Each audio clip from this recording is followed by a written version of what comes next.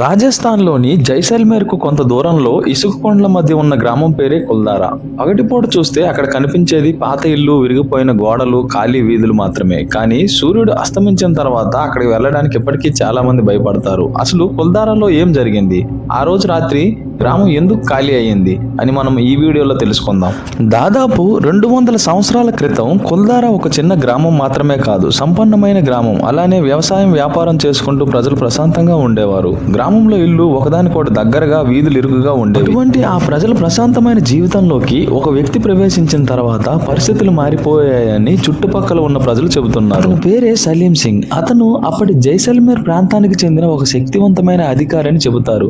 అదే గ్రామానికి చెందిన యువతిని వివాహం చేసుకోమని అతను ఆ కుటుంబాన్ని అడిగాడు. కానీ దానికి ఆ యువతి కుటుంబం అలాగే గ్రామ ప్రజలు అంగీకరించలేదు. తన కోరిక ఒప్పుకోలేదని తెలిసిన సలీం సింగ్ గ్రామ ప్రజలకు ఒక హెచ్చరిక ఇచ్చాడట. నా కోరికను ఒప్పుకోకపోతే పరిణామాలు తీవ్రంగా ఉంటాయి. అంతేకాకుండా ఈ విషయం కోసం అతను కొంత సమయం కూడా ఇచ్చాడని. కానీ కుల్దారా ప్రజలు వెనక్కి తగ్గలేదు. వాళ్ళు తమ గౌరవాన్ని వదులుకోవడానికి సిద్ధంగా లేరు. గ్రామ పెద్దలంతా ఒక నిర్ణయం తీసుకున్నారు. ఆ నిర్ణయం ఏమిటంటే కుల్దారాను పూర్తిగా వదిలి వెళ్ళడం. ఒక రాత్రిలోనే కుల్దారా ఖాళీ అయిపోయిందని చెబుతారు. ఒక కుటుంబం కాదు, మొత్తం ఖాళీ అయిందంట. గ్రామంలోని ప్రజలు తమ ఇల్లు, వస్తువులు, ఆస్తులు చాలా వరకు అక్కడే వదిలి వెళ్ళిపోయారని, వెళ్లే ముందు ఆ గ్రామానికి ఒక శాపం పెట్టారంట. ఆ శాపం ఏమిటంటే, మేమిక్కడ నివసించిన తర్వాత ఈ నేలపై ఎవరు శాశ్వతంగా నివసించకూడదు అని.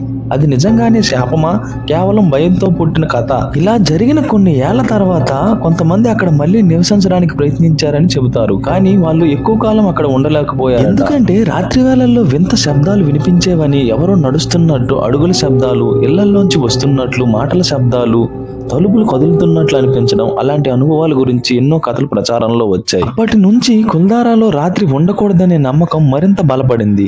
ఒకసారి కొంతమంది ప్రయాణికులు కుల్దారా దగ్గర రాత్రి గడపాలని నిర్ణయించుకున్నారు.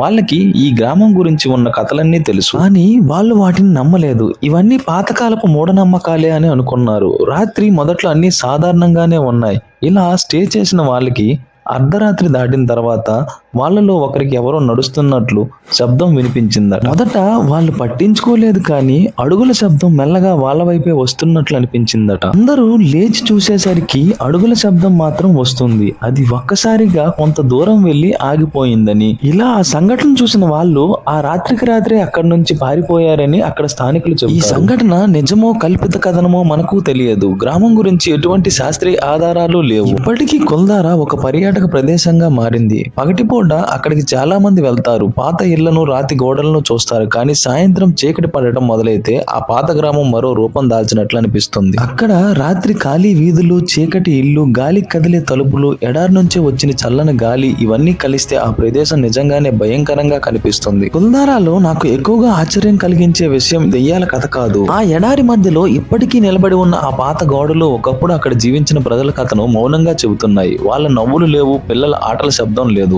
ఇళ్లల్లో దీపాలు లేవు, మిగిలింది ఒకే ఖాళీ గ్రామం. ఒక పాత కథ. మరియు కుల్దారా నిజంగా శాపగ్రస్త గ్రామమా, లేక చరిత్రలో జరిగిన ఒక విషాద సంఘటనను కాలం గడిచే కొద్ది భయానక కథగా మార్చేశామా? ఆ ప్రశ్నకు సమాధానం లేదు. కుల్దారా ఇంకా మనకు తెలియని ఒక అధ్యాయం కావచ్చు. అలానే ఇటువంటి మరిన్ని ఇంట్రెస్టింగ్ వీడియోస్ కోసం నా ఈ ఛానల్ ని సబ్స్క్రైబ్ చేసుకోండి.